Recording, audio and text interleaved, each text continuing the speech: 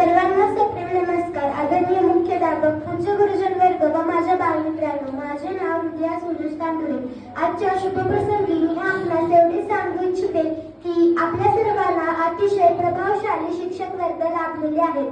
आपण त्यांचा नेहमीच आदर करायला पाहिजे. शिक्षकांसाठी वर्गातील सर्व विद्यार्थी सारखेच असतात.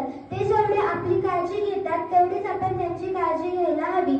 आपल्या सर्वांना माहिती आहे, दरवर्षी 5 सप्टेंबर सर्व भारतात शिक्षक दिन मोठ्या उत्साहात साजरा केला जातो.